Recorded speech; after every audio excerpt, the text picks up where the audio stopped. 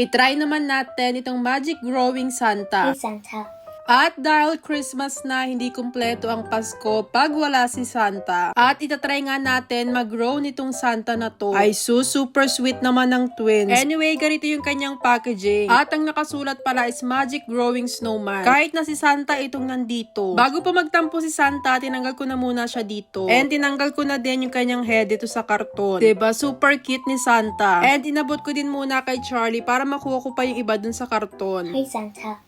So, bali ito yung magiging body ni Santa. Tapos, dito natin siya ilalagay. So, ito yung base. And same sa snowman tsaka Christmas tree, meron din siyang kasama na 3 magic water. At tara, i-assemble na natin para makapag-start na tayo. So, kailangan lang ulit natin itong pagdugtungin. May guide na naman dyan, kaya madali na. At syempre, kailangan ulit natin pag-iwahiwalayin itong line para mas maganda yung pagtubo ng crystal sa body ni Santa. Dito talaga ako natatagalan sa pag-iwahiwalay nito. Bukod sa madami, medyo bumabalik din kasi siya. Kailangan lang natin buka hanggang maging ganito yung itsura niya. And pwede na nga nating ilagay dito sa base. Make sure lang natin na nakalagay talaga siya dun sa slot. Kapag hindi kasi, matutumba itong si Santa. So, nilagay ko na din dito yung kanyang head. O, diba? Super cute naman ni Santa. And then, isa-isa ko na din nilagay yung magic water. Make sure lang din natin na lahat dito ay mababasa. And syempre, dapat pati yung likod ni Santa. Saktong-sakto nga lang pala dito yung 3 magic water. Tinouble check ko din kung nalagyan ko talaga lahat para siguradong tutubo yung crystals. And excited din talaga ako dito kasi parang first time natin mag-grow ng kulay red. Kasi diba parang laging magic tree yung meron tapos yung snowman. After 3 hours, binalikan ko si Santa. At tingnan nyo, meron na siyang konting crystals. At unti-unti na nga sila ditong nag-grow. And kung makikita nyo din yung magic water dun sa base, naging kulay red na siya. Anyway, after kami matulog, binalikan ko ulit yung ating magic growing Santa. And mas madami na yung kanyang crystals. Pero kung makikita nyo, ang dami na kagad nalalaglag dun sa base. So sana maging maganda yung tubo ng mga crystals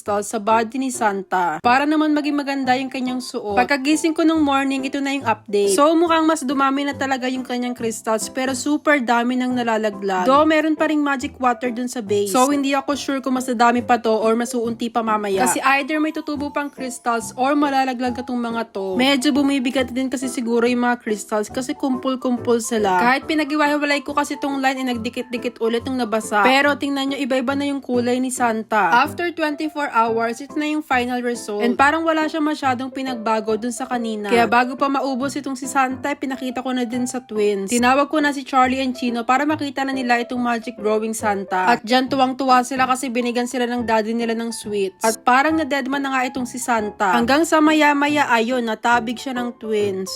Goodbye, Santa. Nalaglag lalo yung mga crystals. At sabi nga nila, goodbye na daw kay Santa. Pero diba kung makikita nyo, para siyang yung mga snowball. Pero in fairness naman, nag-grow pa rin si Santa. By the way, Merry Christmas everyone!